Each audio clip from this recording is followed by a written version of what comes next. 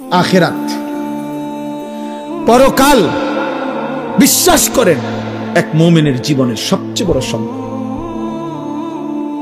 এক মুমিন যদি আখিরাতের বাঁধন থেকে ছুটে যায়, তার ঈমানের কিছুই আর থাকে না।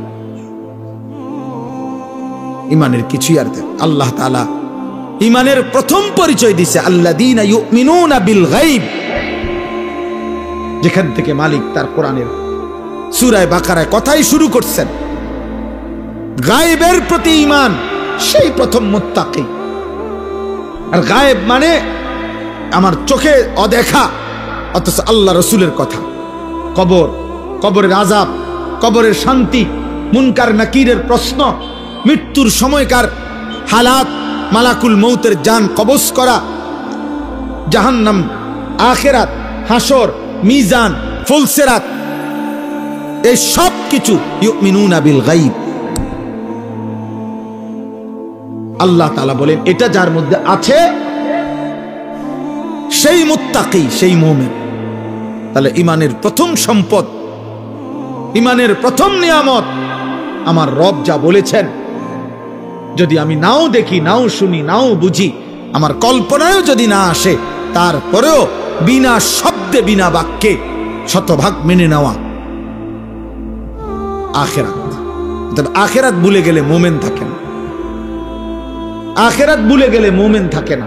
আখিরাত বুঝে না ধরলে মুমিন থাকে না। আখিরাত ভুলে গেলে ঈমান থাকে না।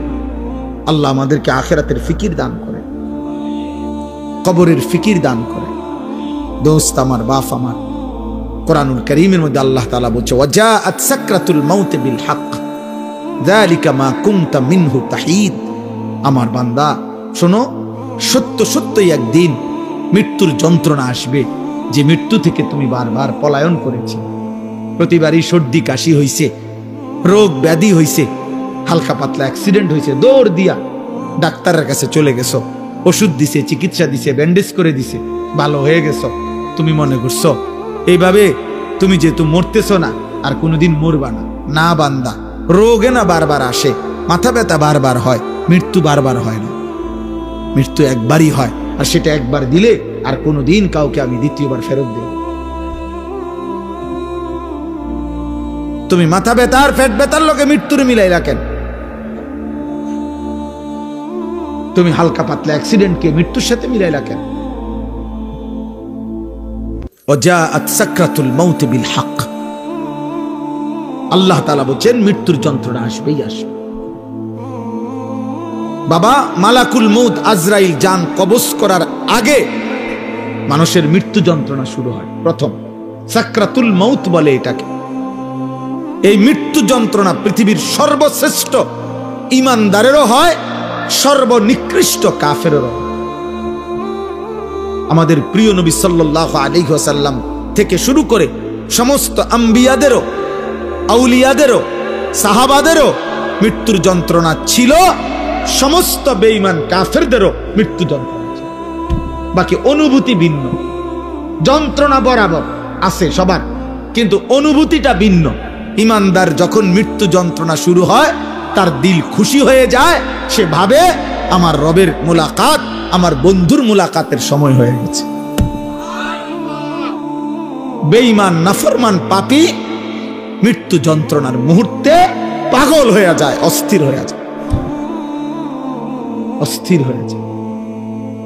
তাফসীরের মধ্যে আছে 900 বছর যদি সুখের সাগরে কেউ ভাসে, কোনদিন 1 সেকেন্ডের জন্য দুঃখ যন্ত্রণা বেদনা পায় নাই, একটা মিনিট, 900 বছরে যে কোনদিন কাঁটার আঘাত সয় নাই, 1 ফোঁটা চোখের পানিও পড়ে নাই, কিন্তু আল্লাহর নাফরমানি করছে। আমি নিজে তাফসীরে পড়ছি, খোদার কসম, আল্লাহ তাফসীরে লিখছে মৃত্যু যন্ত্রণার প্রথম সেকেন্ডে 900 বছরের সুখ ওই নাফরমান ভুলে যাবে। দ্বিতীয় সেকেন্ডে যখন তাকে বলা হবে, হে আল্লাহর বান্দা, বিগত পৃথিবীটা তুমি খুব আরামেই তো কাটাইছো না, আল্লাহর কসম ওই নাফরমান বলবে, আয় মাওলা, জীবনে সুখ কি জিনিস আমি কোনোদিন দেখি নাই, আমি জানি না মাওলা সুখ কাকে। 1 সেকেন্ডের মৃত্যু যন্ত্রণা তার 900 বছরের সুখ ভুলাই দিবে। আমার কাছে আরবি কিতাব আছে, ওয়াজাআত সাকরাতুল মাউত বিল হক, এই আয়াতের নামেই কিতাব আছে আরবি। আমি একটা উর্দু কিতাবে পড়ছি, মৌত কে পুর আসরার ওয়াকিআত, ওই কিতাবে আছে হযরত ঈসা আলাইহিস সালাম আল্লাহর হুকুমে কবর থেকে, আল্লাহর কুদরতে, ওনার একটা মুজিজা ছিল, উনি কবর থেকে মানুষকে জীবিত করতে পারতেন। উনি ডাক দিলে কুম বিইজনিল্লাহ বললে, নাম ধরে বললে একেবারে 1000 বছর না, নূহ আলাইহিস সালামের জামানার মানুষও দাঁড়ায় যায়। এটা ওনার মুজিজা ছিল। অথচ নূহ আলাইহিস সালাম আর ঈসা আলাইহিস সালামের ব্যবধান অনেক অনেক ব্যবধান। তো ঈসা আলাইহিস সালাম একদিন নূহ আলাইহিস সালামের একজন বংশধরকে কবর থেকে তুলছিলেন আল্লাহর হুকুমে। তো নূহ আলাইহিস সালাম ওনাকে জিজ্ঞেস করছেন, আপনি এই দুনিয়ায় কতদিন হায়াত পাইছেন? উনি বলছে 450 বছর। তো উনি বললেন, ঈসা আলাইহিস সালাম বললেন, হে নূহ নবীর বংশধর, আমি যতটুকু জানি নূহ নবীর আমলে উনার বংশধররা তাদের চুল দাড়ি মৃত্যু পর্যন্ত সাদা হতো না। এটা তাফসিরেও আছে। ইব্রাহিম আলাইহিস সালামের আগে কারো চুল দাড়ি সাদা হতো না মৃত্যু পর্যন্ত, যত বুড়াই হইতো। সর্বপ্রথম বৃদ্ধের চিহ্ন সাদা চুল দাড়ি আল্লাহ তাআলা ইব্রাহিম আলাইহিস সালামকে দিয়েছিলেন, এরপর থেকে আমাদের পর্যন্ত আসছে।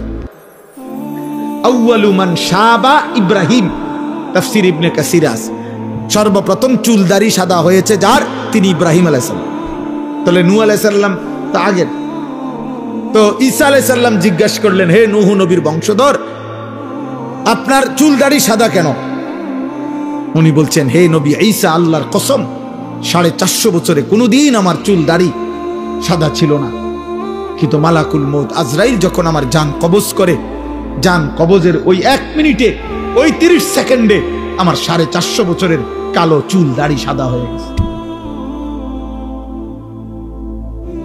জান কবজের ওই 30 সেকেন্ডের যন্ত্রণায়।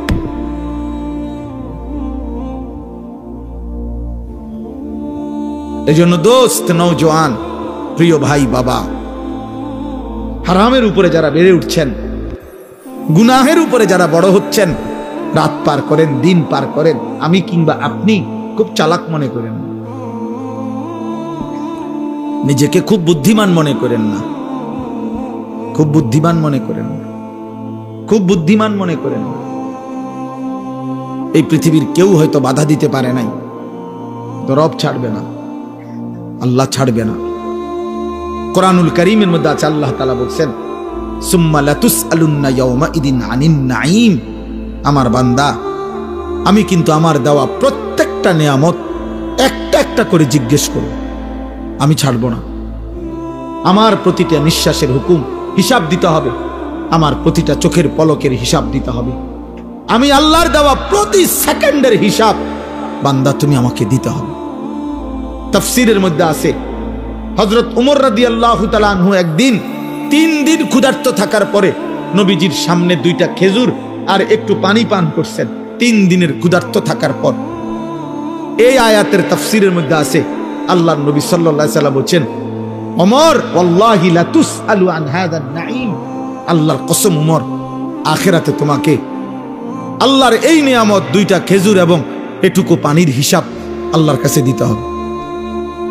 হযরত ওমর চিৎকার দিয়া কাঁদা দিছেন আর বলছেন, রব, আয় ইয়া রাসূলুল্লাহ, আমার রবের কাছে আমি 3 দিনের ক্ষুধার্ত থাইকা এই 2টা খেজুর মাত্র মুখে দিলাম আর একটু পানি মুখে দিলাম, এইটার হিসাবও দিতে হবে?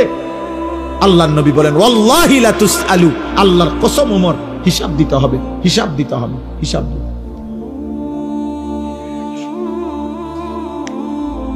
প্রিয় ভাই, বাপ, বন্ধু, নওজোয়ান সাথী, আমাদের প্রত্যেকের হায়াত আমাদের বিরুদ্ধে সাক্ষী, কোরআন শরীফে আছে। আমাদের প্রত্যেকের হায়াত, জীবন, সময়, যাকে আল্লাহ যেটুকু হায়াত দিছেন, খোদার কসম কিয়ামতের দিন আল্লাহ তাআলা আমাদের হায়াত আমাদের বিরুদ্ধে সাক্ষ্য হিসাবে আল্লাহ প্রমাণ দিবেন, পেশ করবেন। বান্দা যখন বলবে, আল্লাহ রব্বানা আখরিজনা না'মাল সালিহান গায়রাল্লাযী কুন্না না'মাল, আল্লাহ এই আখিরাতের এই জীবন থেকে আমাকে আর একটা বারের জন্য দুনিয়ার হায়াতে ফেরত দেন, একটু সময় দেন, আমি যে আমলগুলো করি নাই তা আবার করব এবার গেলে। এই তখন আল্লাহ বলবেন আওয়ালাম নুআম্মিরকুম, আমি কি তোমাদেরকে হায়াত দেই নাই? আমি কি জীবন দেই নাই? এতদিন, এত ঘন্টা, এত মিনিট দেই নাই আমি? তো তৎক্ষণাৎ আল্লাহ তাআলা আল্লাহর দেওয়া এই হায়াতের পেশ করবেন আর বলবেন বান্দা আমার দেওয়া 30 বছর কি করেছিল, আমার দেওয়া 40 বছর কি করছিল, আমার দেওয়া 50 বছর কি করছিল। আমি প্রতিদিন একবার এটা বলি, এই জীবন কেমন জীবন, আহা এই মুসলমানের জিন্দিগি কেমন জিন্দিগি, ওই যুবক কেমন মুসলমান, ওই মা কেমন মুসলমান, ওই বাবা কি মুসলমান। খোদার 365 দিনে 1 বছর টানা কোনো দিন যে ফজরের নামাজ পড়ে নাই, আহা এটা কি জীবন, এটা কিভাবে সম্ভব? একটা মুসলমানের জন্য এটা কিভাবে সম্ভব? এটা কিভাবে কল্পনা করা যায়, কিভাবে মানা যায়? আমি কোনো ক্যালকুলেশনে এটা বুঝি না যে মুসলমান একদিন 2 দিন না, 1টা বছর কোনো দিন সে জানেও না তার উপরে আল্লাহ ফজরের নামাজ ফরজ করছে। ওফো, আশ্চর্য যুবক তোমার জীবন। মালিক তুমি এমন ভুলা ভুলে গেলা, আয় হায় হায় শয়তান তোমারে, হায় যুবক বেনামাজি নাফরমান, ইবলিস তোরে এভাবে ধরে নিল। আহ কি কাম দিল তোমাকে, আহারে নাফরমান, হায় হায় নওজোয়ান, তোমার ইবলিস সব মিলাইয়া কয়টা কাম দিল? 1 নাম্বার বলে দিল শয়তান তোমারে যে যুবক তোমার প্রথম ডিউটি সারাক্ষণ চুল নিয়ে পেরেশান থাকবে, সারাক্ষণ টেনশন করবা চুলিটারে কেমনে আর বিকৃত করা যায়। অথচ চুল নিয়ে ব্যস্ত থাকা, চুলের চর্চা করা, চুল নিয়ে সৌন্দর্য চর্চা করা, এটা নারীর স্বভাব। এটা একেবারে পৃথিবীর যেই কোনো মানুষ জানে, যুগ যুগ ধরে মানুষ জানে পৃথিবীতে নারীর শোভা, নারীর চুল। নারীর সৌন্দর্যের একটি অন্যতম অংশ হলো নারীর চুল। নারীর চুলের জন্য পৃথিবীতে যত তেল প্রসাধনী, পুরুষের জন্য এতটা নাই। নারীর চুল আশ্রাইবার জন্য যত চিরুনি, পুরুষের জন্য এত চিরুনি আসেনি। তাহলে চুল নিয়ে ব্যস্ত থাকা এ তো নারীর স্বভাব। এই জন্য যেই সমস্ত যুবকদেরকে সারাক্ষণ চুল নিয়ে ব্যস্ত রাখছে শয়তান, ওরা হাফ লেডিস। আরেক ধাক্কায় আরেক বাকি, আর যদি 2-4 বছর চলে এমনি আশা করা যায় ট্রান্সজেন্ডার হয়ে যাবে না। এটা একদিন ঘুমের তুইটা কইব, আমার এই কি মনে হয় আমি নিজেই বুঝতেছি না। আমার মনে হয় শনিবার রবিবার সোমবার আমার বেড হইতো না, মঙ্গল বুধ বিশুদ্ধ আমার নিজেরই আমার মহিলা মনে হয়, আর শুক্রবার কিছুই মনে হয়। আমি পায়জামাও না, হাফ প্যান্টও না, মারু হাফ প্যান্টও না। আমি কি আমি নিজেই বলতে পারি না। আহা, কে আমার মালিক, কে আমার নবী, কি আমার ধর্ম, কে আমার মা, কে আমার বাবা, কি আমার পরিচয়, কি আমার সৌন্দর্য, আহ কিছুই জানে না, কিছুই জানে না। এমন আত্মভোলা হওয়া, এমন আত্মপরিচয় ভুলে যাওয়া, আপন ঠিকানা ভুলে যাওয়া, আত্মপরিচয় ভুলে যাওয়া, খোদার কসম কোন মানুষের জীবনে একটাইতে বড় ব্যর্থতা, কাপুরুষতা আর কিছু হইতে পারে না। এই যুবক তুমি ব্যর্থ যুবক বেটা, যে তার রবের পরিচয় ভুলে গেছ, যে তার মায়ের পরিচয় ভুলে গেছ, যে তার বাবার পরিচয় ভুলে। তোমার বাবা থেকে শুরু করে পিছনের 100 বৎসরে কারো চুল এমন ছিল না তুমি যেই বেঈমানের মতো চুল রাখছো। অতএব তুমি শেকড় ছিটাই, তুমি শেকড় ছিড়া, তোমার শিকড় নাই, তোমার কোনো শিকড় নেই, তোমার কোনো শিকড় নাই, তোমার কোনো বাঁধন নাই, তুমি বাঁধন হারা, তুমি মুক্ত, তুমি স্বাধীন, তুমি ওড়ো ঘোড়ো এক জন্তু জানোয়ারের যেমন কোনো বিধি নিষেধ নাই, হালাল হারাম নাই, তোমারও কোনো হালাল হারাম নাই।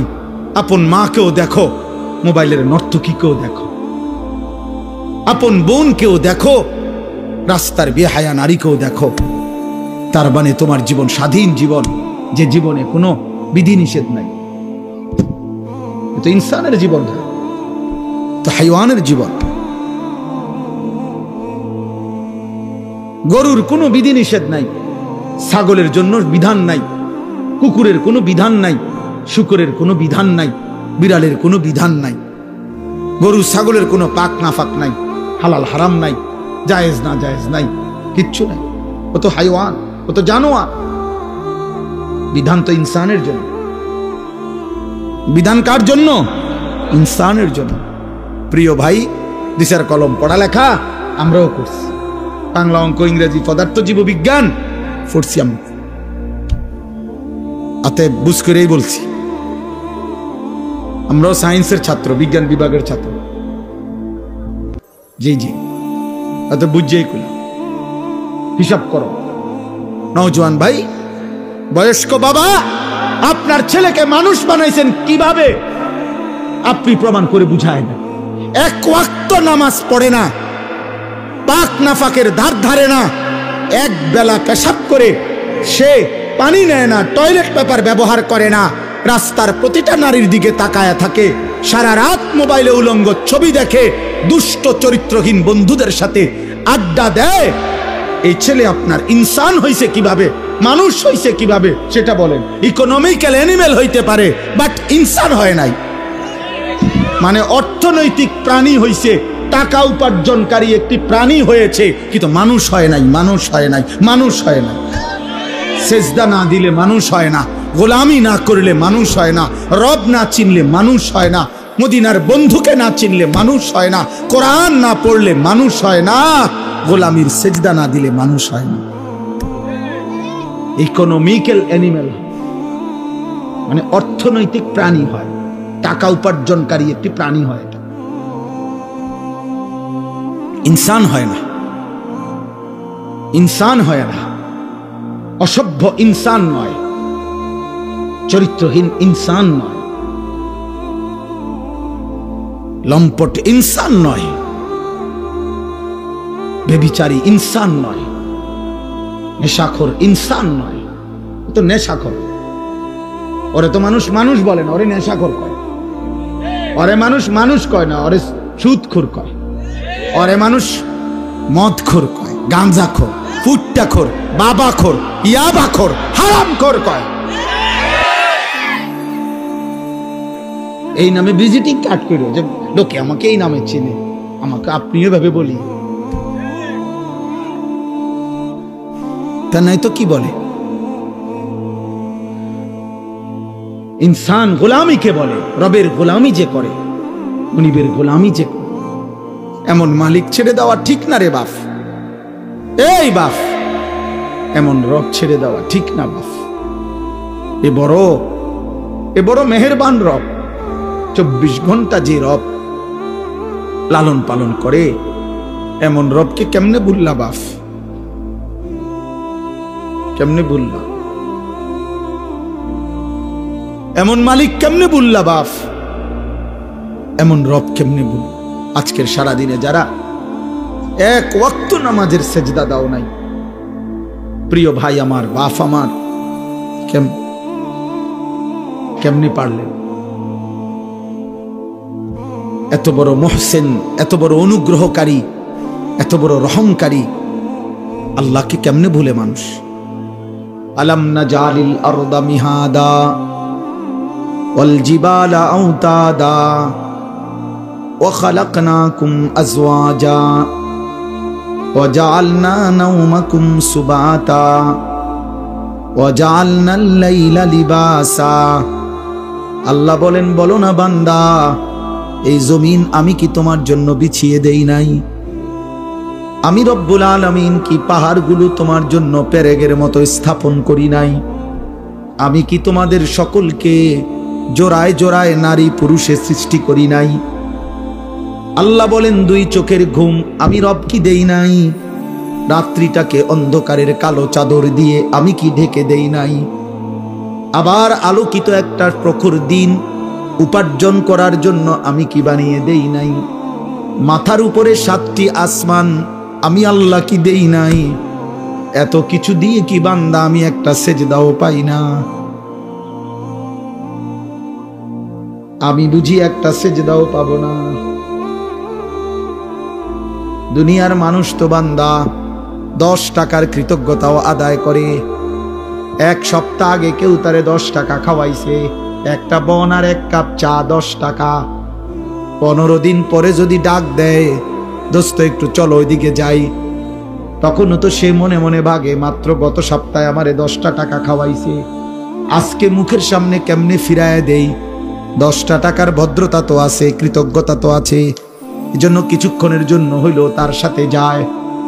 10 টাকার কৃতজ্ঞতা যদি এতটুকু হয়, এত বড় কায়নাত দিয়ে যেই রব আমারে লালন পালন করে, সেই রবের সেজদা কেমনে না দিয়ে থাকে রে বাপ? কে বলল তোমারে তুমি মুসলমান? সেজদা না দিলে তো সে মুসলমান হয় না। নবী সাল্লাল্লাহু আলাইহি সাল্লাম তো স্পষ্ট বলেছেন, বাইনার রাজুলি ওয়া বাইনাশ শিরকি ওয়াল কুফর তারকুস সালাহ। নবীজি বলছেন, কোন ব্যক্তি মুশরিক না কাফের, এটা চিহ্নিত করার, পার্থক্য করার মাধ্যম হলো নামাজ পড়া বা না পড়া। পড়লে মুমিন, না পড়লে বেঈমান। মান তারাকা সালাতাম মুতাআম্মিদান ফাকাদ কাফারা, ফাকাদ কাফারা কাফারা কাফারা। নবী বলেন, ইচ্ছে করে যে নামাজ ছেড়ে দিল সে কাফের হলো, কুফরি করলো। হ্যাঁ,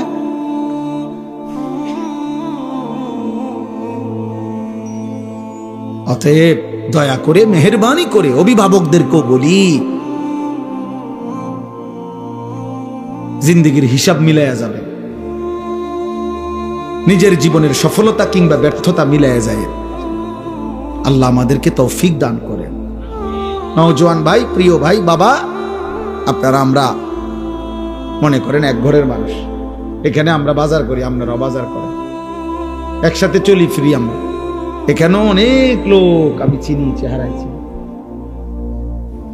আমগরও অনেক আপনারা চিনেন। মিলেমিশে আমরা এক অঞ্চলের মানুষ। কিশোর ভাই, নওজোয়ান ভাই, দুনিয়া আল্লাহ তাআলা তো উপভোগের জন্য দিয়েছেন, ঠিক আছে, কিন্তু হালাল বাবু দুনিয়ার সব চাহিদা পূরণ হয়। ক্ষুধা যিনি দিয়েছেন, খাবার তিনি ইন্তজাম করেন। তৃষ্ণা যিনি দিয়েছেন, পানি তিনি ব্যবস্থা করেন। অতএব লজ্জাস্থানের চাহিদাও যিনি দিয়েছেন, খোদার কসম, তিনি কোরআনে স্পষ্ট বলছেন, হালাল পবিত্র স্ত্রী আমি ইন্তজাম করে রেখেছি বান্দা, ওয়েট, অপেক্ষা কর। যে চাহিদা আমি দিয়েছি সে চাহিদা পূরণের হালাল ব্যবস্থা আমি রাখছি, আমি রেখেছি বান্দা। তুমি নিজে টাই না আনলে পারত না, ভালো হইতো না। 2-3 নম্বর হইব, নাহলে 6 নম্বর হইব। হ্যাঁ, কমপক্ষে 2 নম্বর হইব, আর বেশি হইতারে 6-7 নম্বর হইতারে। দেখবা 3 বছরের রিলেশন, 3 বছর 7 বছরের রিলেশন, 6 মাসের মাথায় দেখবেন ঘরটা জাহান্নামের টুকরা। চ্যালেঞ্জ করলাম, চ্যালেঞ্জ। এরকম একটা ঘটনা না, হাজার হাজার। ইসলামে অনুমোদিত নয়, কোরআন সুন্নাহ বহির্ভূত, বিবাহ বহির্ভূত নারী পুরুষ ছেলে মেয়ের হারাম সম্পর্কে রব্বে কাবার কসম সুখ আনে না, আনে না, আনে না, দৈন্তান নয় কান না, সুখ আনে না, সুখ আনে না। না না, বিবাহ বহির্ভূত রিলেশন হয় না। শুদ্ধ মাইরেন না, ইংরেজি মাইরেন না।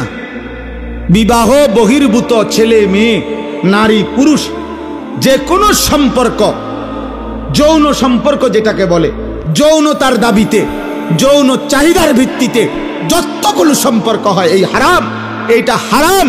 এটা কখনোই আপনার রিলেশন না, এটা প্রেম না, এটা ভালোবাসা না, এটা জিনা, জিনা, জিনা, এটা ব্যভিচার, ব্যভিচার, ব্যভিচার, এটা ব্যভিচার। আল্লাহ বলছে, নবী বলছে, ব্যভিচার।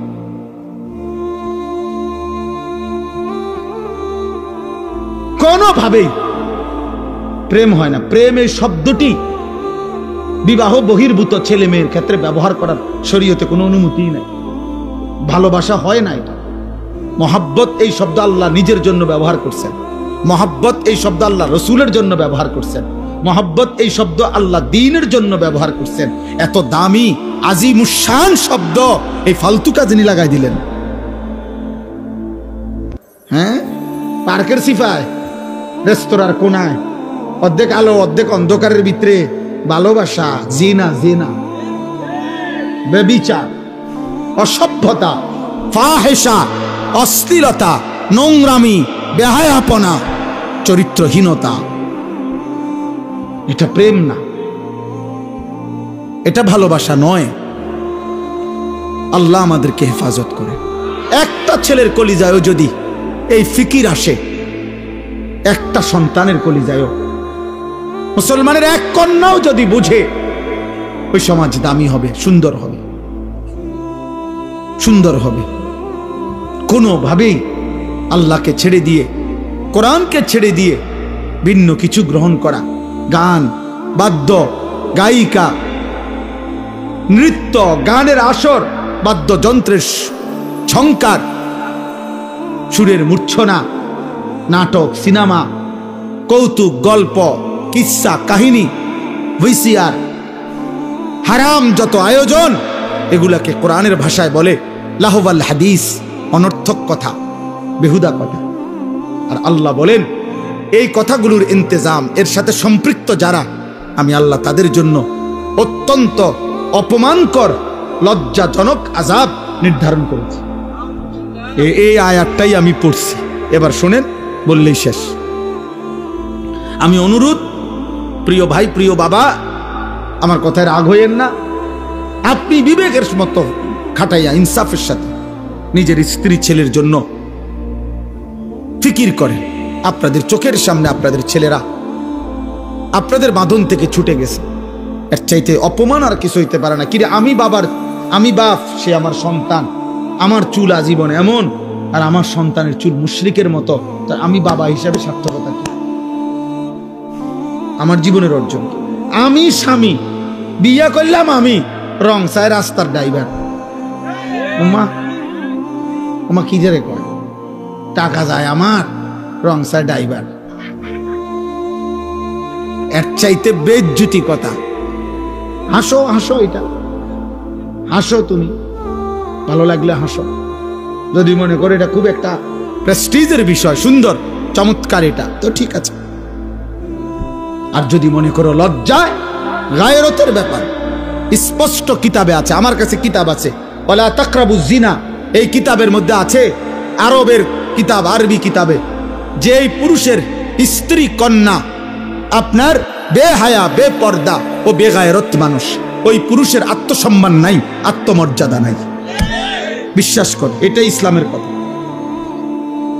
আত্মসম্ভ্রমহীন, বেগায়রত, আত্মমর্যাদাহীন, প্রেস্টিজ কনসার্ন নাই, আত্মসম্মান নাই,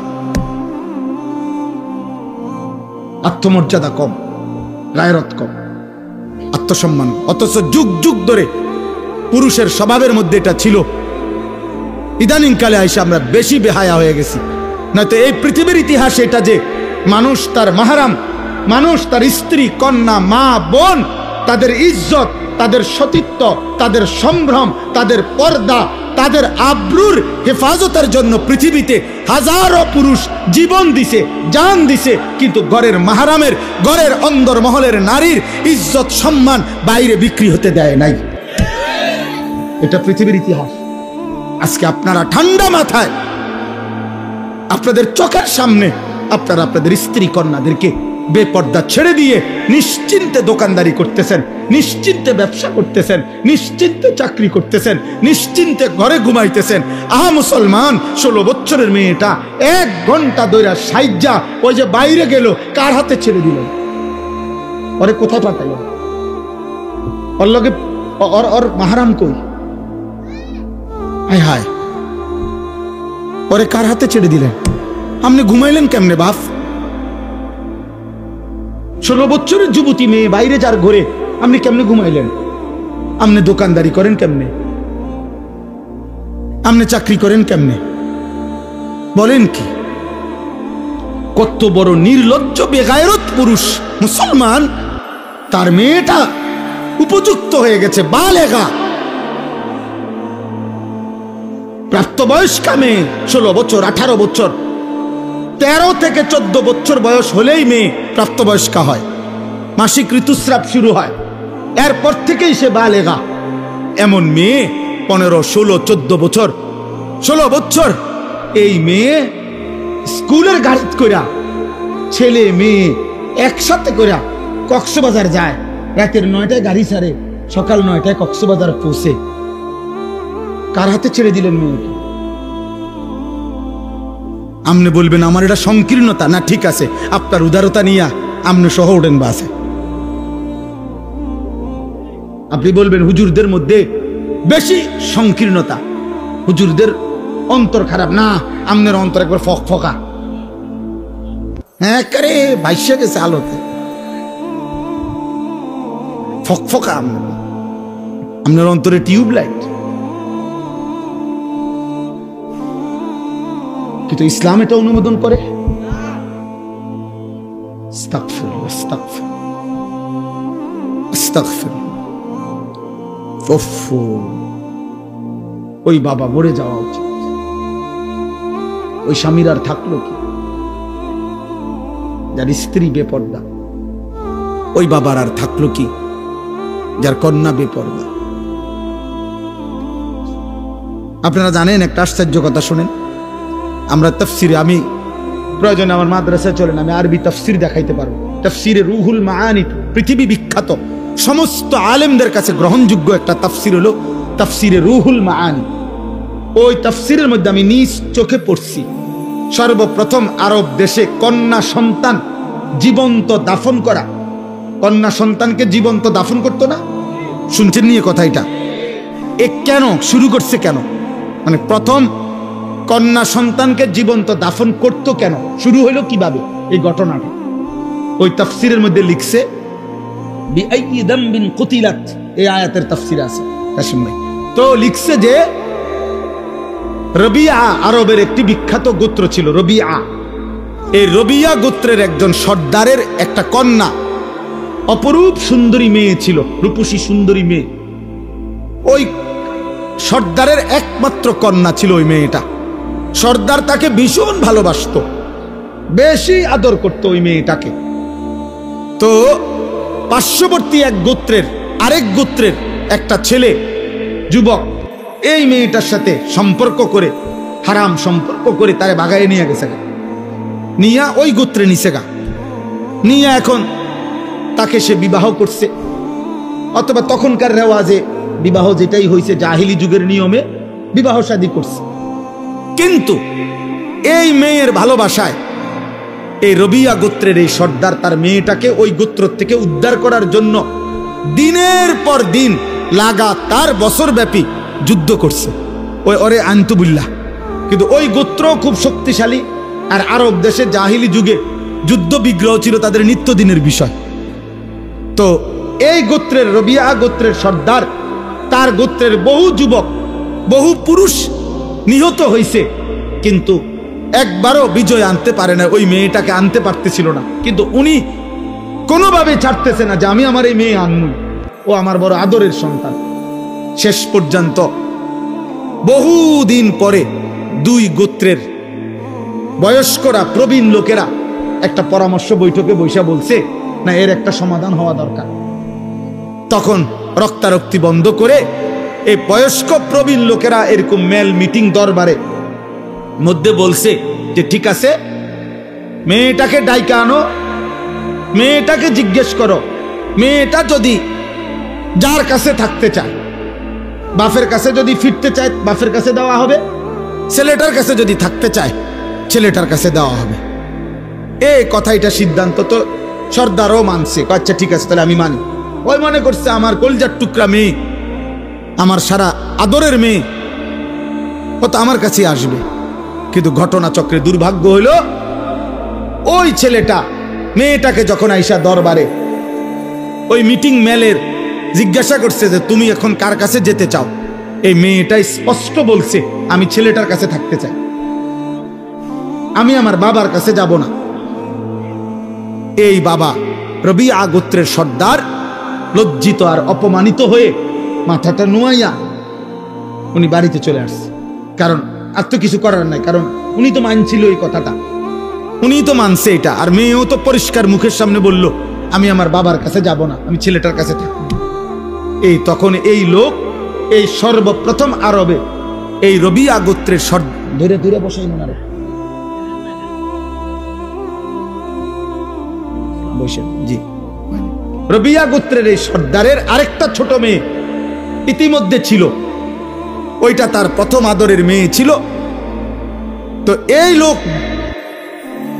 বিফল হইয়া, লজ্জিত অপমানিত হইয়া বাড়িতে আইসাই সে তার সর্বকনিষ্ঠ নবজাতক সন্তান, তাফসিরে আছে যে মাত্র নতুন বাচ্চা হইছে, এই সর্বপ্রথম এই গোত্র সর্দার বলছে আমার বংশে যেন আর কোনোদিন কোনো কন্যা জীবিত না থাকে, এই প্রথম নিজের নবজাতক সন্তানদের মেয়েরে জীবন্ত দাফন করে যা, আর সন্তানে বা আমার কন্যারা বাঁচতে দিতাম না। এরপরে গোত্রের বাকি লোকদেরকে বলছে আমার ওসিয়ত, তোমরা যদি আমার সর্দার মানো, আরব দেশে তখন জাহিলি যুগে সর্দারের জন্য মানুষ জান দিত, তো বলছে তোমরা প্রত্যেকের নবজাতক সন্তান কন্যা যেগুলা এখন দাফন করো। এই ধীরে ধীরে নবজাতক কন্যা দাফন করার এই রেওয়াজ ওই গোত্রের থেকে এরপরে অন্যান্য গোত্রে ছড়িয়েছে। অর্থাৎ আমার বলার উদ্দেশ্য হইল জাহিলি যুগে পর্যন্ত একজন পুরুষ তার ফ্যামিলির নারীর কন্যার আত্মসম্মানের জন্য তার বংশের বহু লোকের রক্তপাত হইছে, জীবন দিছে, কিন্তু তার নারীর সম্মান ইজ্জত, তার বংশের নারীর মর্যাদার জন্য এত লড়াই, এত যুদ্ধ পর্যন্ত করছে। কোরআন শরীফের একটা সূরা আছে, সূরায়ে মুমতাহিনা, কোরআন শরীফে 28 নম্বর পারা। এই সূরার মধ্যে একটা আয়াত আছে, আল্লাহ তাআলা নবীজিকে বলছে, হে নবী, কোন বিধর্মী নারী, মুশরিক নারী, মূর্তি পূজক নারী যদি আপনার হাতে কালেমা পড়ার জন্য আসে, তো আপনি তাকে নির্দিষ্ট কয়েকটি কথার উপরে বায়াত করাবেন, মানে শপথ করাবেন তার আড়াল থেকে। যেই বিষয়গুলোর উপরে শপথ করাবেন, এই যে দেখেন, শুনাই, ইয়া আইয়ুহান নাবিয়্যু, হে নবী আমার, ইজা জাআকাল মুমিনাতু, মুমিন নারীগণ ঈমান আনতে যখন আপনার কাছে আসবে, ইউবাইউনাকা, আপনি তাদের সাথে এই বায়াত করাবেন, এই শপথ বাক্য পাঠ করাবেন এই কথাগুলোর। আলা আল্লাহ ইউশরিকনা বিল্লাহি শাইআন, এক নাম্বার, কোন নারী তারা যেন আর কোনোদিন আল্লাহর সাথে শিরিক না করে। 2, ওয়ালা ইয়াসরিকনা, তারা যেন চুরি না করে। 3, ওয়ালা ইয়াজনিনা, তারা যেন আর কোনোদিন জিনা ব্যভিচার না করে। এই কথাটা বলার জন্য শুনেন তো, কি না করে বলছে 3 নম্বরে, কথা বলেন না। তো তাফসীরের মধ্যে আছে, আপনারা একটা ঘটনা সবাই জানেন, উহুদের যুদ্ধে নবী সাল্লাল্লাহু আলাইহি সাল্লামের একজন চাচা আমিরে হামজা, ওনাকে যে শহীদ করছে ওয়াহশী, পাথর মাইরা, নবীজির চাচা। তো শহীদ করার পরে মক্কার কুরাইশ একজন সর্দারনি, একজন নারী, ওনার চাচার, নবীজির চাচার বুকের উপরে বৈশা ওনার চাচার বুকটা ফাইরা ফেলছিল। ফাইরা বুক ছিঁড়ে ওনার চাচার কলিজা এগুলারে কাইটা টুকরা টুকরা করে চাবাইয়া কামড়াইছিল। আর চাচার নাক, কান, আঙ্গুল সব কাইটা কাইটা টুকরা টুকরা করে এগুলারে গলার মালা বানাইছিল, ছিদ্র কইরা মালা বানাইয়া গলা ঝুলাইয়া এই নারী আপনার নৃত্য করেছিল উহুদের মাঠে। এই রাসূলুল্লাহ সাল্লাল্লাহু আলাইহি ওয়াসাল্লামের চাচার লাশের সামনে গান গাইছিল আর নাচছিল, আর কি মহিলাদেরকে নিয়ে নৃত্য করেছিল। এই নারীটার নাম হইল হিন্দ, এ যারে বলে হিন্দা। আমাদের স্বাভাবিক ভাষা, বাংলা ভাষায় মানুষে কয় হিন্দা, মূলত আকারটা নাই আর কি, আরবি শব্দটা হইল হিন্দ।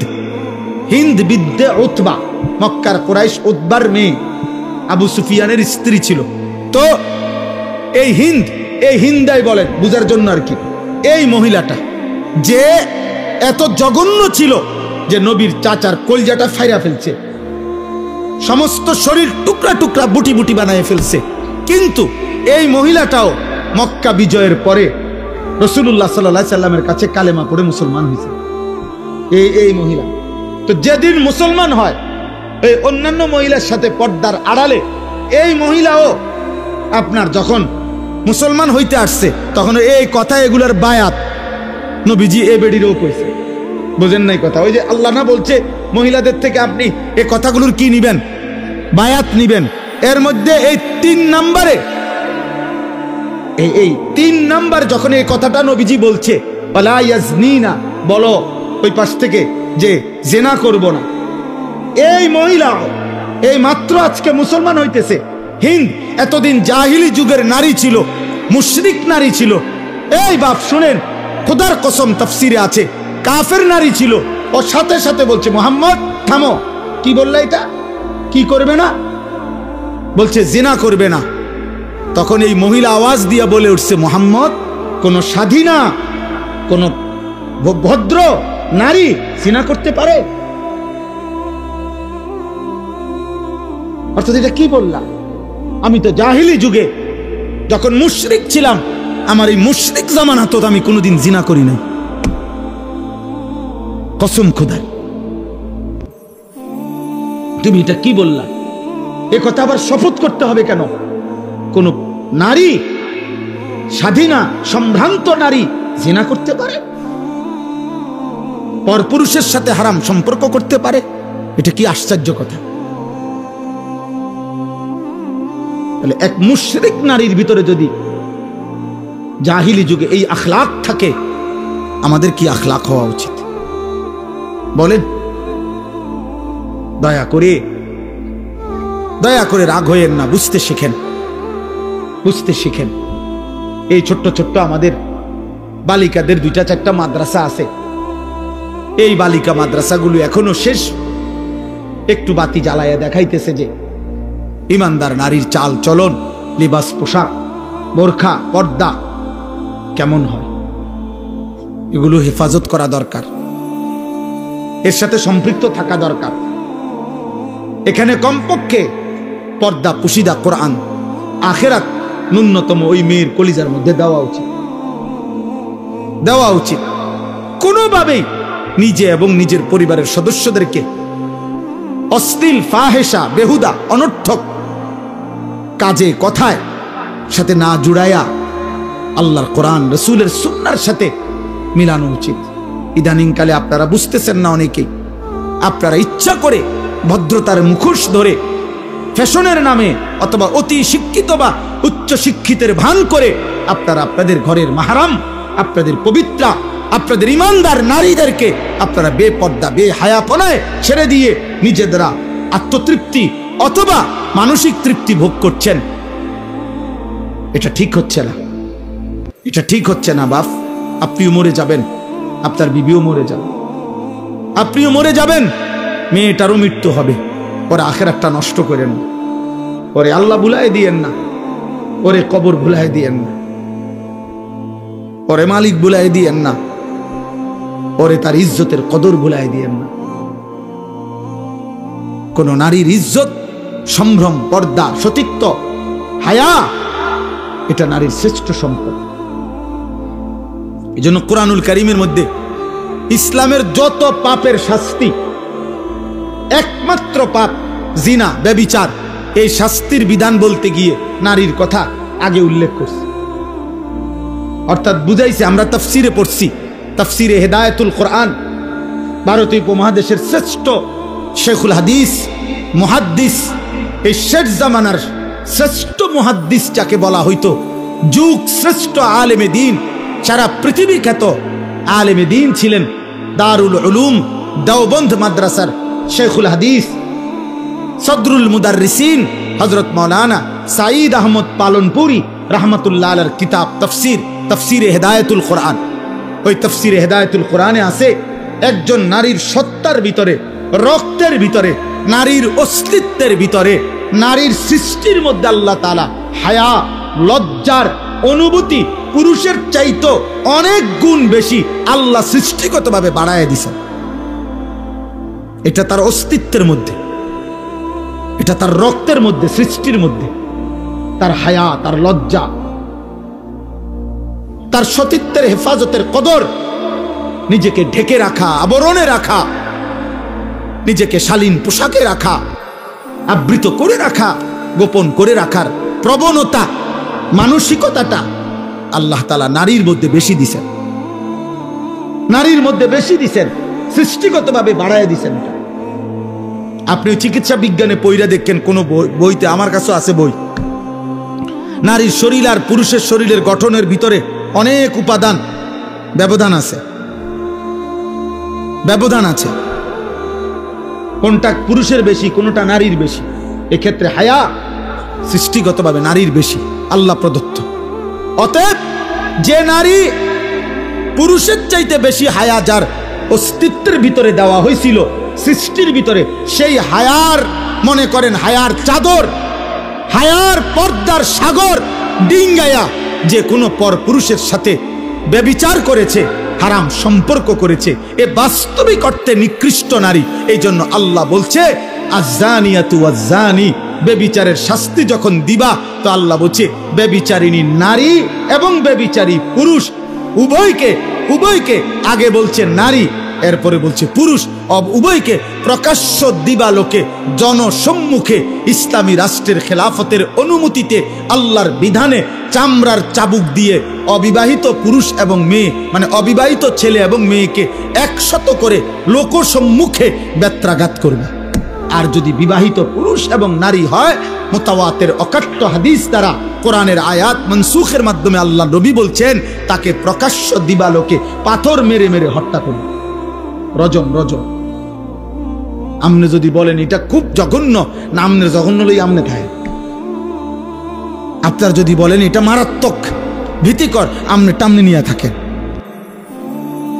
আল্লাহ তাআলা বলছে ওয়ালা ইয়াখুজকুম বিহিমা রাফাতুন ফি দীনিল্লাহ, ব্যভিচারের শাস্তি দিতে গিয়ে কারো দিলে যেন এক বিন্দু দয়া, মায়া, অনুকম্পা না আসে, সাবধান।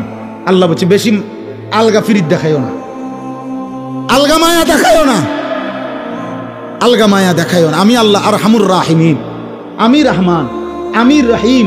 তোমার কলজার মধ্যে যেই মায়া এটা আমি দিছি, তোমার মার কলজার যে মায়া আমি দিছি, তোমার বাপের কলজার মধ্যে যেই মায়া আমি দিছি, এই গোটা সৃষ্টির মধ্যে যত, প্রতিটা সৃষ্টিতে যত মায়া, এটা আমি আল্লাহ দিছি। ভালোবাসা আমি দিছি, মায়া দয়া আমি দিছি, আমার থেকে দেওয়া। তুমি আমার থেকে বেশি দয়া বোঝো না। অতএব আমার ভাই, আমার বন্ধু, আমি মহিলা মাদ্রাসার মাহফিল, বালিকা মাদ্রাসা, এই জন্য এগুলো বলছি, এতগুলো কথা শক্ত বললাম এই কারণ। আপনার মেয়েকে ফিরান, আপনার মেয়ের আখলাকের আপনি পড়ান, কোনো অসুবিধা নাই। এই বাপ, পড়ানো নিষেধ না। পদার্থ জীববিজ্ঞান হারাম না, রসায়ন বিজ্ঞান হারাম নয়, ভূগোল ইতিহাস হারাম না, বাংলা অঙ্ক ইংরেজি জেনারেল হারাম না, চিকিৎসা বিজ্ঞান হারাম নয়, হারাম না, কসম খোদার হারাম না। আপনার জ্ঞান, আপনার সন্তানের জ্ঞান আটলান্টিক মহাসাগর পরিমাণ হোক, হিমালয় পর্বতের উচ্চতায় পৌঁছে যাক আপনার সন্তানের জ্ঞান, আমরা দোয়া করি। কিন্তু আল্লাহ বুলাই দিলেন কেন? আখিরাত বুলাই দিলেন কেন? নামাজ বুলাই দিলেন কেন? কোরআন বুলাই দিলেন কেন? আমি আজকেও মাগরিবের পরে বলছি, যেই জবান, যেই জিহ্বা রবের কোরআন পড়তে জানে না, আহা জিহ্বা, তুমি জীবনে কথা বলার কোনো মজাই পাও নাই। কথার কত স্বাদ, জিহ্বার কথা বলার যে মজা, তুমি সেই মজাই পাও না। তুমি জীবনে জিহ্বার কোনো স্বাদই পাও নাই। আমি সবসময় বলি, যেই চোখ মালিকের ঘর দেখে নাই, কাবার কালো গিলাফ দেখে নাই, মদিনার সবুজ গম্বুজ দেখে নাই, ও তো দেখার কোনো মজাই পায় না। ও আর দেখলোটা কি? কালো গিলাফ যে দেখে নাই, সবুজ গম্বুজ যে দেখে নাই, ওই চোখ আর দেখলো কি বেটা? কক্সবাজার 1 কোটি বার দেখলেও তো কালো গিলাফের সৌন্দর্যের সামনে কিচ্ছু। পৃথিবীর সমস্ত নয়নাভিরাম প্রাকৃতিক সৌন্দর্য যিনি দান, সমুদ্রের প্রতিটা ঢেউ তো রবের দান। হ্যাঁ, এই পৃথিবীর দার্জিলিং বলেন আর যাই বলেন, সব সুন্দর, ফুলের যত সুন্দর, গাছের যত সুন্দর, সাগরের যত সুন্দর, নদীর যত সুন্দর, এ তো মহান আল্লাহর দান। সেই মালিক চারিদিকে যত সৌন্দর্য যিনি দিছেন, তিনিই বলছেন আমি আমার কায়নাতের সবচেয়ে বেশি সৌন্দর্য আমার মদিনার বন্ধু, আমার মাহবুব, আমার রসুলকে দিয়েছি। আছে খুবা হামা দারান্ত তু তানহা দারি। আল্লামা ইকবাল বলছে, হে নবী, ১৬ লক্ষ নবীর যত সিফাত, গুণ, বৈশিষ্ট্য একা আপনার মাঝে যদি তালাশ করি, সব আপনার মাঝেই খুঁজে পাই। আপনি একাই সব। আপনি হাসলে পৃথিবী হাসে, আপনি কাঁদলে পৃথিবী কাঁদে। আপনার হাসি সেরা, আপনার কান্নাই সেরা, আপনার জীবনের সবকিছু সেরা। ওয়া ইন্নাকা লাআলা খুলুকিন আযীম। আমরা তাফসীরে পড়ছি, এই পৃথিবীর যত উত্তম গুণ আছে, চরিত্রের যত উত্তম গুণ, ধৈর্য, সাহসিকতা, বীরত্ব, আল্লাহ ভীরু, পরোপকার, মানবতা, যা বলেন, মানুষের চারিত্রিক সৌন্দর্য গুণ বলতে মানুষ যা কল্পনা করে, এরকম প্রত্যেকটি চারিত্রিক গুণকে যদি বলা হয়, হে হে গুণ, তোমার গুণটা সবচেয়ে সুন্দর, শ্রেষ্ঠ, পূর্ণাঙ্গ, সর্বোচ্চ কেমন হওয়া উচিত, এটার একটা আকৃতি, একটা মানুষের আকৃতি ধরে দেখাও যে ধৈর্যের সর্বোচ্চ কেমন হওয়া উচিত, সাহসিকতার সর্বোচ্চ কেমন হওয়া উচিত, একটা আকৃতি ধরে দেখাও তো। যদি এরকম প্রতিটি গুণকে বলা হয় তোমার শ্রেষ্ঠ সৌন্দর্যটা, শ্রেষ্ঠ রূপটা তুমি একটু আকৃতি ধরে দেখাও, তাফসীরে লিখছে, খোদার কসম, প্রতিবার প্রতিটি উত্তম চরিত্রের মধ্যে যার চেহারা ভেসে উঠবে তিনি মুহাম্মদ সাল্লাল্লাহু আলাইহি ওয়াসাল্লাম।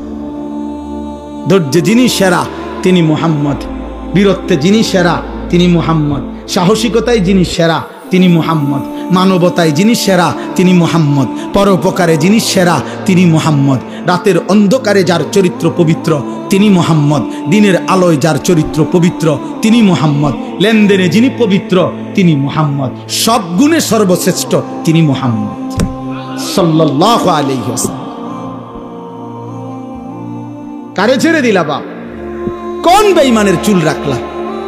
এই মুসলমানের বাচ্চা, কোন বেঈমানের চুল রাখলা? একটা ছেলে বেটা হলে এখন তারা বেটা, এখন বড়।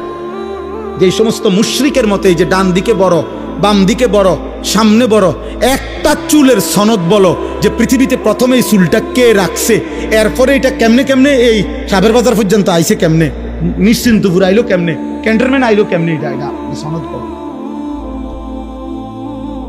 বলো। আমরা বলতে পারবো, পাঞ্জাবির সনদ বলতে পারবো আমরা, টুপির সনদ বলতে পারবো আমরা, দাড়ির সনদ বলতে পারবো আমরা, চুলের সনদ বলতে পারবো আমরা, লুঙ্গির সনদ বলতে পারবো আমরা। পিছন থেকে বললে শেষ পর্যন্ত পৌঁছবে। লুঙ্গি নবী মুহাম্মদ সাল্লাল্লাহু আলাইহি ওয়াসাল্লাম পরিধান করতেন।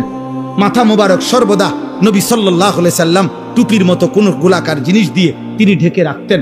নবী সাল্লাল্লাহু আলাইহি সাল্লাম মৃত্যু পর্যন্ত দাড়ি রাখছেন। নবী সাল্লাল্লাহু আলাইহি সাল্লাম মৃত্যু পর্যন্ত কামিজ, পাঞ্জাবি পরিধান করেছেন। নবী সাল্লাল্লাহু আলাইহি ওয়াসাল্লাম গেঞ্জি পরিধান করতেন। নবী সাল্লাল্লাহু আলাইহি সাল্লাম মিসওয়াক করতেন। নবী সাল্লাল্লাহু আলাইহি সাল্লাম মোষ ছোট করতেন।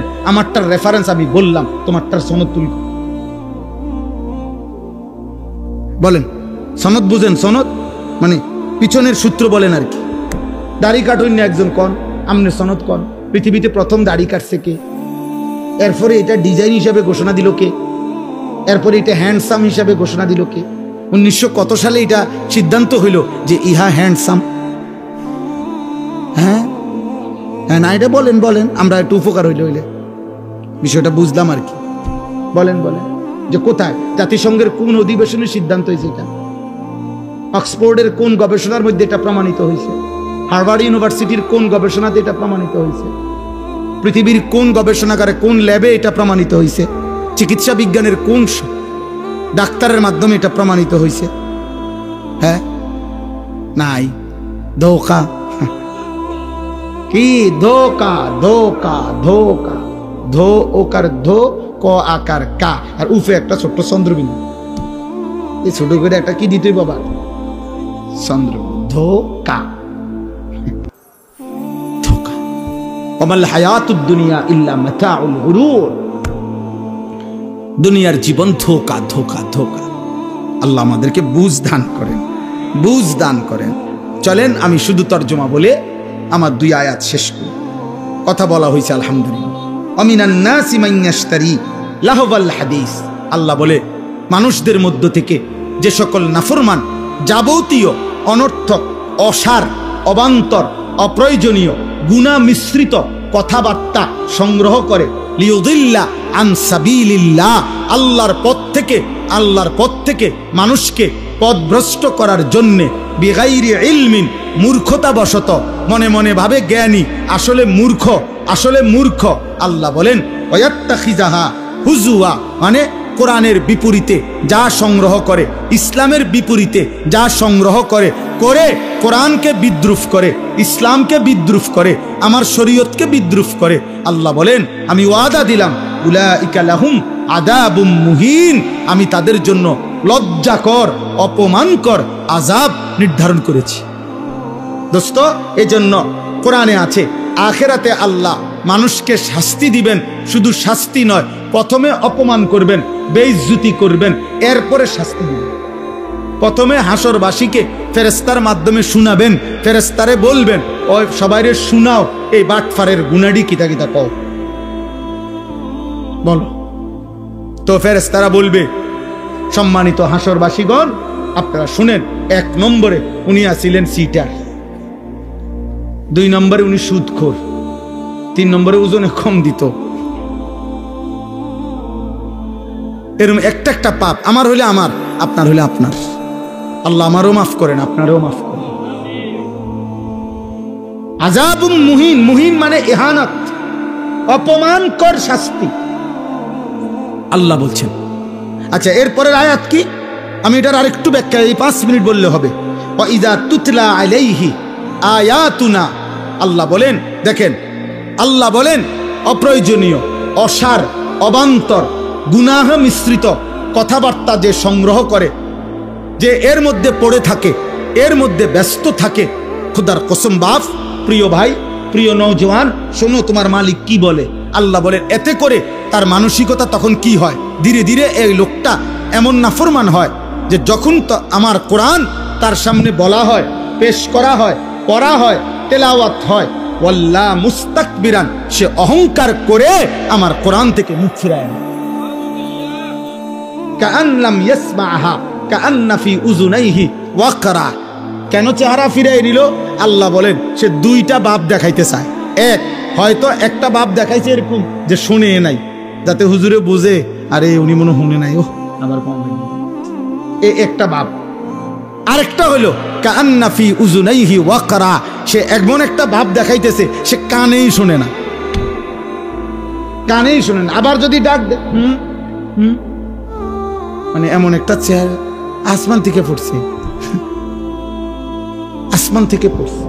আল্লাহ বলেন এমন অহংকারী আমার কোরআন এমন একটা ভাব লইলা যেন শোনোও নাই, আমার কোরআনের ব্যাপারে এমন একটা ভাব নিলা যেন তোমার কানে বধির, ওয়াকরা মানে বধির, কানে শুনে না আর কি। আল্লাহ বলেন ফাবাশশিরহু বিআযাবিন আলীম, হে নবী আমার, বন্ধু আমার, এমন নাফরমানকেও আপনি অত্যন্ত পীড়াদায়ক, ভয়ানক, মর্মান্তিক আযাবের সুসংবাদ দেন। কি সংবাদ? মানে এটা হলো বিদ্রুপাত্মক কথা। আল্লাহ বলছেন ওরে সুসংবাদ দেন যে ভাইজান আপনার জন্য একটি সুসংবাদ, আপনাকে অচিরেই কবরে টাঙ্গাইয়া ফেডন হইব, আপনি রেডি থাকেন। এক একটা বাড়িতে আপনি 7 জমিনের নিচে ডাইবা যাবেন। এবার আসেন 5 মিনিটে শেষ কথাটা হলো ওই একটা শব্দ শুধু বলার জন্য আমি ওইখানে পড়ছি, লাহওয়াল হাদিস। এখানে একটা শব্দ আছে, আল্লাহ বলছেন আমার পথ থেকে সরাবার জন্য যারা লাহওয়াল হাদিস, অসার, অবান্তর, অপ্রয়োজনীয়, গুনাহ মিশ্রিত কথা সংগ্রহ করে, বুঝেন নাই কথাটা, তাদের জীবনে আনে, তো তাদের জন্য আল্লাহ বলছে আযাব। এই অসার, অবান্তর, অপ্রয়োজনীয়, গুনাহ মিশ্রিত কথার প্রথম কোনটা? সমস্ত তাফসীরের মধ্যে আছে, এই আরবি এই কিতাবের মধ্যে স্পষ্ট আছে।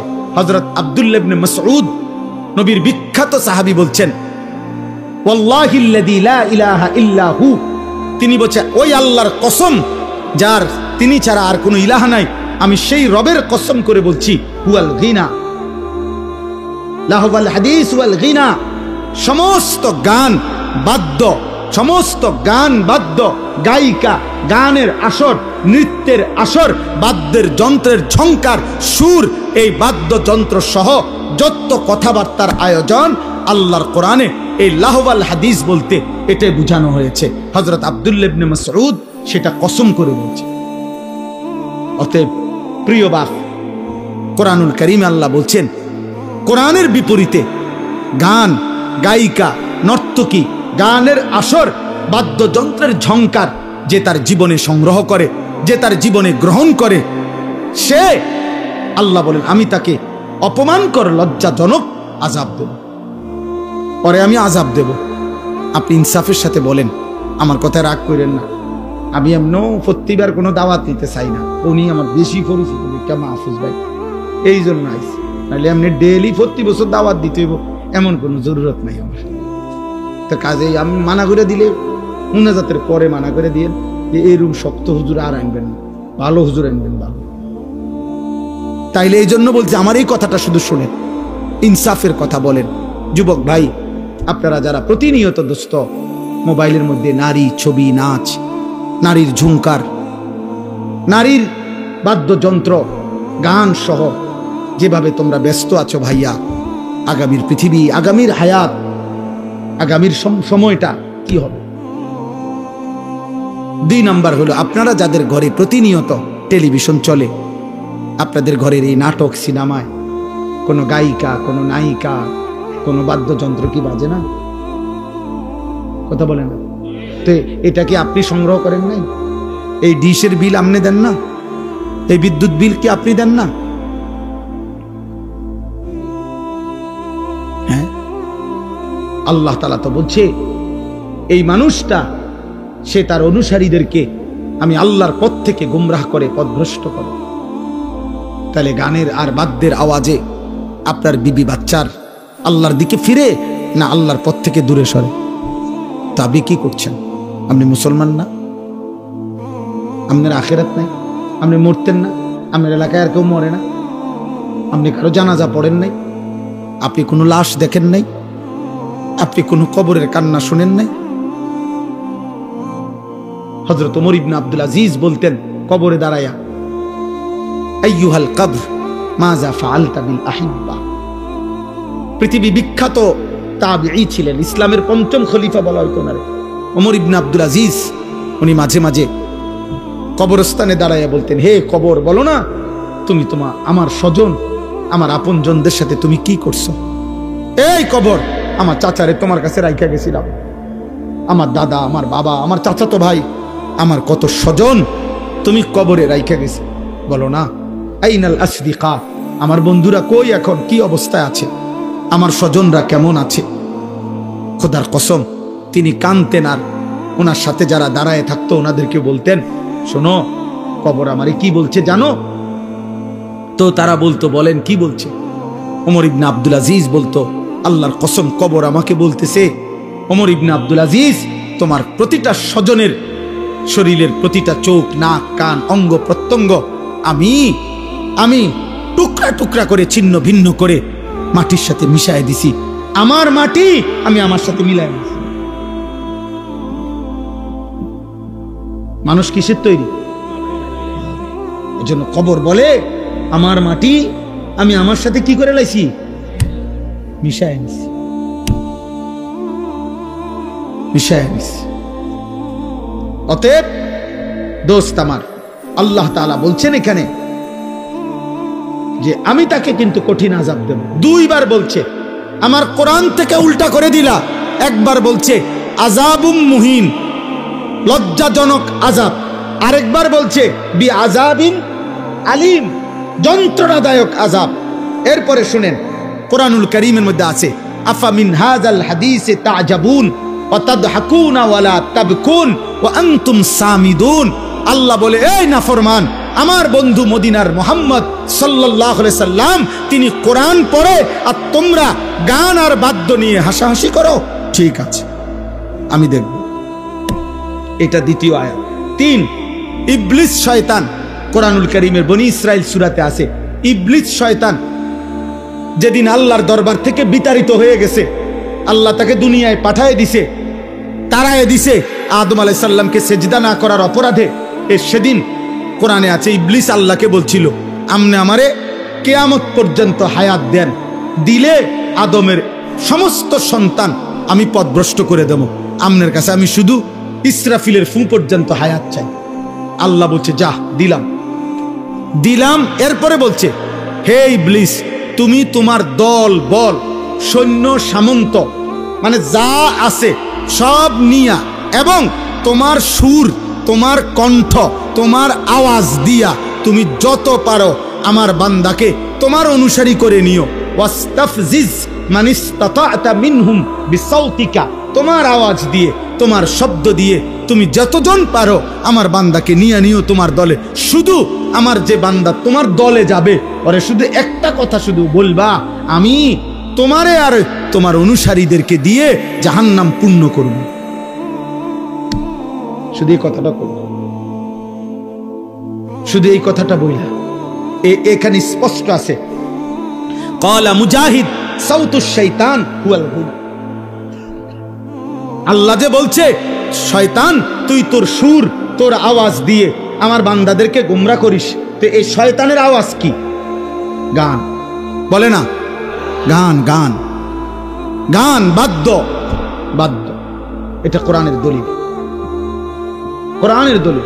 এবার হাদিস শুনেন, রাসূলুল্লাহ সাল্লাল্লাহু আলাইহি সাল্লাম বলেন, এই হাদিসটাই আমি শুরুতে পড়ছি, লা ইয়াকুনু ফি উম্মতি, আমার উম্মত, ফি উম্মতি, আমার উম্মতের মধ্যে শেষ জামানায় 3টা বড় আযাব আসবে। 1, খাসফুন, মাটি সহ ওদেরকে ধসাইয়া দেওয়া হবে। 2, কাসফুন, পাথরের বৃষ্টি বর্ষণ হবে। 3, মাসখুন, চেহারা বিকৃত করে দেওয়া হবে। সাহাবারা জিজ্ঞেস করছে, কিলা ইয়া রাসূলুল্লাহ মাতা, হে নবী কখন সেটা হবে? আল্লাহর নবী বলছেন, তিরমিজি শরীফের হাদিস, এটা আরব দেশীয় কিতাব, আরব দেশীয়। আল্লাহর নবী সাল্লাল্লাহু আলাইহি ওয়াসাল্লাম বলেন, ইজা যাহারাতিল কায়নাত, যখন গায়িকা বেড়ে যাবে, ওয়াল মাআজিফ, বাদ্যযন্ত্র বেড়ে যাবে, ওয়াস্তাহাল্লাতিল খামরা, পানির মতো হালাল মনে করে মানুষ নেশা আর মদ খাইতে থাকবে। এ মনে রাখবেন, একটা খতিয়ানের মধ্যে 3টা দাগ আছে। এক খতিয়ানে 3 দাগ। এই 3 দাগ হলো নারী, মানে জিনা, ব্যভিচার, মদ, মদ জুয়া আর গান বাজনা। যেখানে গান সেখানে নারী, সেখানে নেশা। এটা এক খতিয়ানে 3 দাগ, খতিয়ানে একটা। এই 3 জিনিস একসাথে। যেখানে নেশার আয়োজন সেখানে নারীর আয়োজন, সেখানে গান। যেখানে গানের আয়োজন সেখানে নারীও আছে, নেশাও আছে। যেখানে নারী আছে, জিনা ব্যভিচারের ব্যবস্থা, সেখানে নেশাও আছে, গানও আছে। বোঝেন না কথাটা? এটা কি এক খতিয়ানে, এক খতিয়ানে। অতএব স্পষ্টভাবে চেহারা বিকৃত হয়ে যাবে। মুসলমানের সন্তান ভাইয়া, ইনসাফ থাকলে কোন ভদ্র, পুত পবিত্র, ইমানদার কিশোর যুবক যে 5 ওয়াক্ত নামাজ পড়ে, তোমার এলাকার যদি এমন কেউ থাকে, তো তোমরা যারা নামাজ পড়ো না, নারী ছবি, মোবাইলের অস্থির দৃশ্য রাতভর দিনভর দেখো, আল্লাহর কসম বিবেক থাকলে দুজনের চেহারা একসাথে মিলাইয়া নিও, তো দেখবা তোমার চেহারার সুরত কি। অর্ধেক ডিসকালার হয়ে গেছে, বেডি চাইতে চাইতে, নর্তকী দেখতে দেখতে অর্ধেক চেহারা বসকাই গেছে, চাফা সুফা কড়ি মড়ি ভিতরে ঢুকে গেছে অর্ধেক। জি জি জি, আমরা জানি, আমরা জানি, চুল দিয়া চেহারা ঢাকা যায় না। চুল আরো লম্বা করলেও চেহারা ঢাকবে না। এই জন্য তো তোমার ইবলিসে আগেই বলে দিছে, দুষ্ট শয়তানের অনুসারীরা, যে তোমারে কাম দিলাম, এমন করবা, চুল ফিরাইবা। আচ্ছা, আমার একবারে বেশি চিন্তা লাগে এটা, এই যে বেশি রাইতে হয়ে গেছে, এরপর আপনাদের একটা জিগাই আর আমরা অপসরা সিজন, আমরা একটা জিগাই। আচ্ছা বলেন, যে এইখানে বৈশা যদি একটা লোক এইখানে দাঁড়াইয়া এই নিজের এই হাতটাকে এমন করে, মনে করেন 5 মিনিট করলো, আচ্ছা যেই কোনো মানুষ কবো মা এই ভাগ হলেন খারাপ করে দেবো, বলবে কিনা বলে, মাতে এই থেকে এরম করে, কি রে ভাই আপনার কি সমস্যা, আপনি এরম করেন কা, তা তুমি কে এরম করো ভাইয়া? তুমি চুলেটার এমন করো কেন? তোমারে কোন মাতালে এই বুদ্ধি দিল যে এটা ফ্যাশন? এটা তো তোমার একটা আকাম ধরাই দিল, তোমার তো একটা ফালতু কামেনা ধরাই দিল। এতে বেলা তুমি মুড়ি বাজদা, তুমি হ্যাঁ বাদাম বাজতা, মাশাআল্লাহ কমপক্ষে 300 টাকার বাদাম বেচতে, এতটি লোক বাদাম কিনলে ফায়দা হইতো। এজন্য আমার শায়েখ আল্লামা মুফতি মুশতাকুন নবী কাসেমি হুজুর বলছেন আমার মাদ্রাসায় ওই দিন বৃহস্পতিবারে যুবকদেরকে বলতে গিয়ে যে, হে যুবক, প্রয়োজনে তুমি 12 ঘন্টা হালাল উপার্জনের জন্য কর্ম করো, আল্লাহ নারাজ হবে না একবারও। তুমি শুধু সেজদা দিও, নামাজের ওয়াক্তে নামাজ পড়ো, আল্লাহর মুখে মুখে ডাইকো, আর 12 ঘন্টা 18 ঘন্টা প্রয়োজনে উপার্জন করো, রোজগার করো। রোজগার করে যদি তুমি 1000 কোটি টাকার মালিক হও, হালাল উপার্জন করে, খোদার কসম আল্লাহ নারাজ হবে না, নারাজ হবে না, নারাজ হবে না। তুমি উপার্জন করো, তুমি মাড়ি কাটো বেটা, কিছু একটা করো। 18 বছর বয়সের যুবক এত অপদার্থ হয় কেমনে যে টোটো টোটো করে ঘুরে? 8 ঘন্টা, 3টা থেকে রাত 11টা, 8 ঘন্টা যে ঘুরলা এই পৃথিবীতে, কর্মের ঘন্টা 8 ঘন্টা। সারাটা দেশে অগণিত মানুষের কর্মস্থলে কর্মঘণ্টা কত? 8 ঘন্টার ডিউটিতে 40,000 টাকা বেতন পায়। এই 8 ঘন্টার ডিউটিতে 1 লক্ষ টাকা বেতন পায়। এই 8 ঘন্টার ডিউটিতে গার্মেন্টস চলে, মেল চলে, ফ্যাক্টরি চলে, সমস্ত সরকারি প্রতিষ্ঠানগুলোতে সকাল 8টা থেকে বিকাল 4টা পর্যন্ত 8 ঘন্টার ডিউটি হয় না? তাইলে 8 ঘন্টায় তো রাষ্ট্র চলে, 8 ঘন্টায় তো পৃথিবী চলে। তুমি কেমনে 8 ঘন্টা আড্ডা দিয়ে শেষ করে দিলা? বলো না ভাই, একজন ভাই বলো, একজন যুবক বলো, করছোটা কি বাবা? করছোটা কি? কেউ জানে না পৃথিবীর কখনকার কোন জায়গার মানচিত্র কখন উল্টে যায়। সুদান সম্পর্কে কেউ ভাবে নাই এমন নির্মম একজন মানুষ, একজন কসাই, একজন ব্যক্তি তার জঘন্য কিছু অনুসারী নিয়ে এভাবে বনি আদমকে জবাই করে ফেলবে, কেউ জানতো না।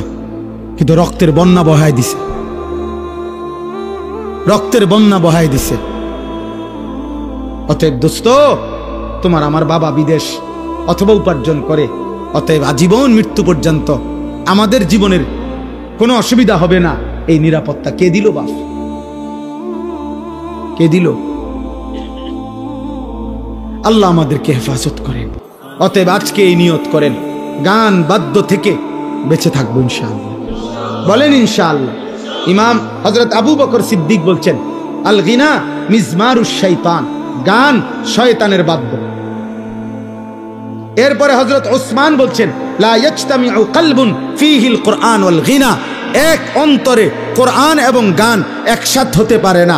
যেই দিলে গান আছে সেই দিলে কোরআন আসবে না, যেই দিলে কোরআন আছে ইনশাআল্লাহ সেই দিলে গান আসবে না, গান আসবে না।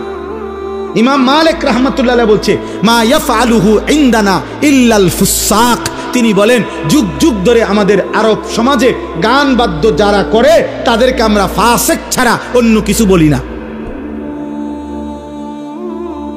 হ্যাঁ, ইমাম আহমদ ইবনে হাম্বল বলছে, আল গিনা ইউমবিতুন নিফাকা ফিল কলব, গান বাদ্য ধীরে ধীরে কোন ব্যক্তির অন্তরে ঈমান সরাইয়া মুনাফিকি উৎপন্ন করে। ইমাম শাফিঈ রাহমাতুল্লাহ বলছে, আল গিনা দিয়াসাতুন, গান বাদ্য যে অভ্যস্ত সে দাইয়ুস, তার জন্য জান্নাত হারাম। ইমামে আজম আবু হানিফা বলছে, সিমাউল আগানি ফিসকুন ওয়াত তালাজ্জুদু বিহা কুফরুন, গান শোনা প্রকাশ্য পাপ, আর গান শুননা মজা পাওয়া কুফরি। কুফরি কুফরি মজা পাওয়া বুঝেন?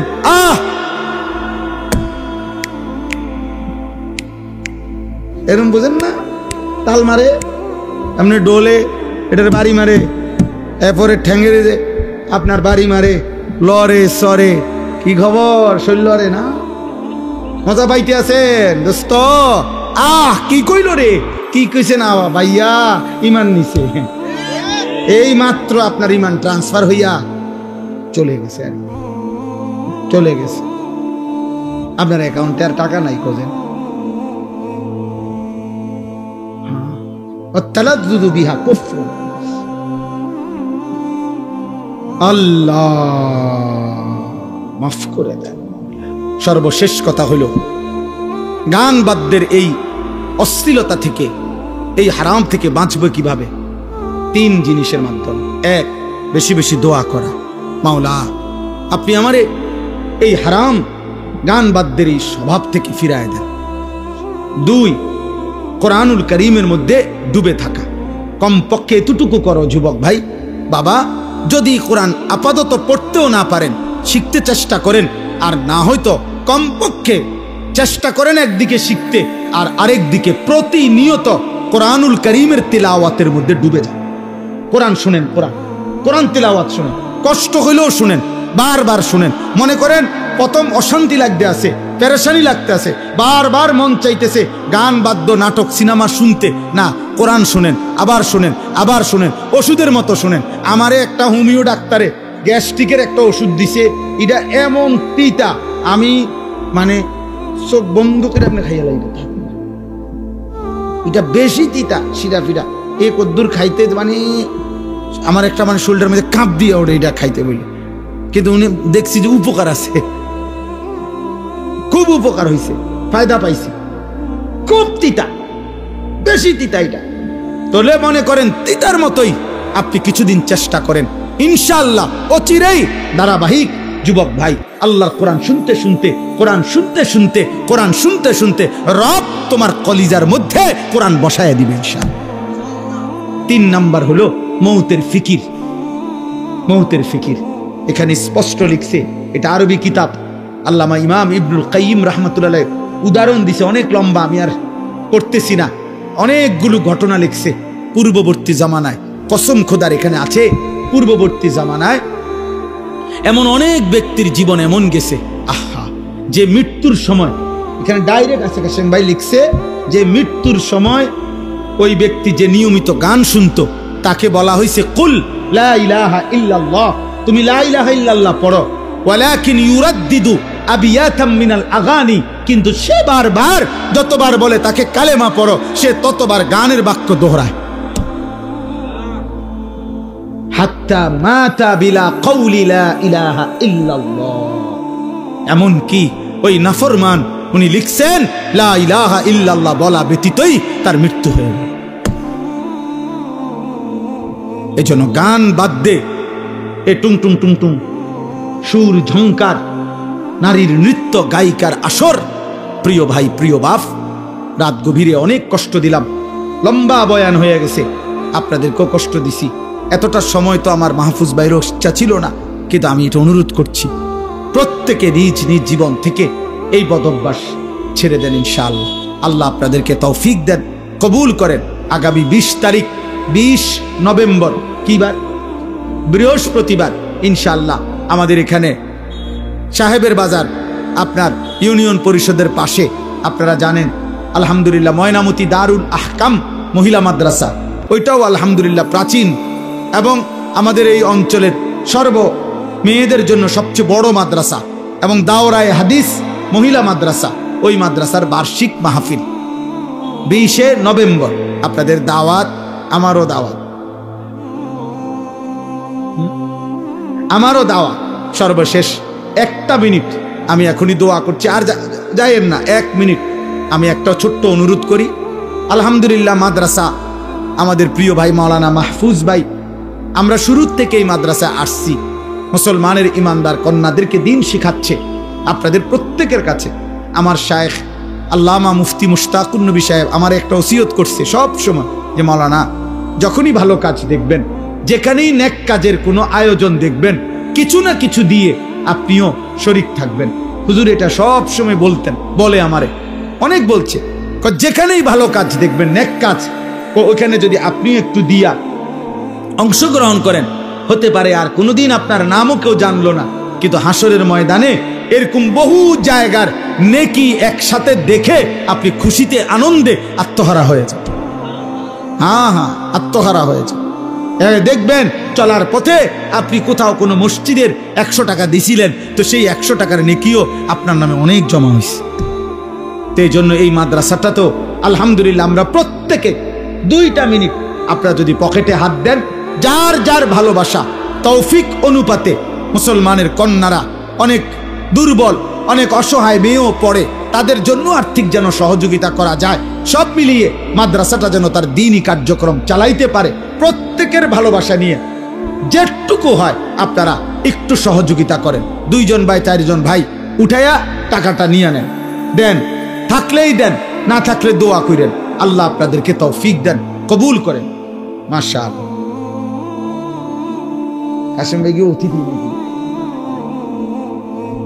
মৌলানা আবুল কাসিম ভাই 1000 টাকা দিছে, আল্লাহ কবুল করেন। আলহামদুলিল্লাহ।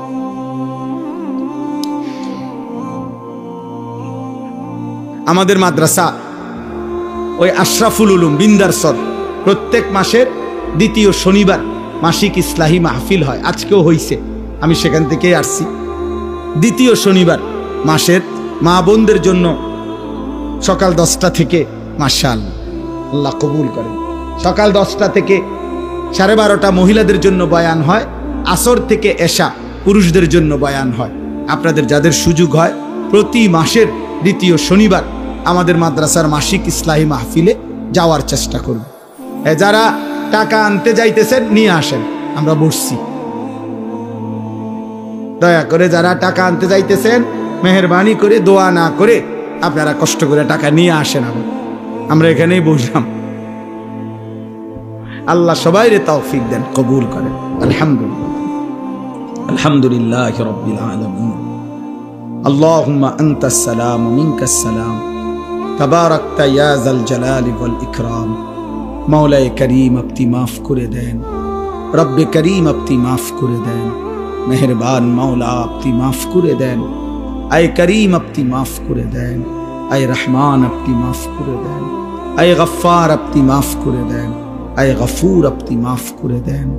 আল্লাহ আমাদের প্রত্যেকের জীবনের পিছনের গুনাহ মাফ করে দেন, আগামী জীবন সুন্দর করে দেন, ঈমান আমল দান করেন, ইজ্জত আফিয়ত দান করেন, তাকওয়া তহারত দান করেন, হিম্মত ইস্তেকামত দান করেন, একটা একটা গুনাহ থেকে বাঁচবার তৌফিক দান করেন। আল্লাহ গান বাদ্যের অভিশাপ থেকে বাঁচান মাওলা।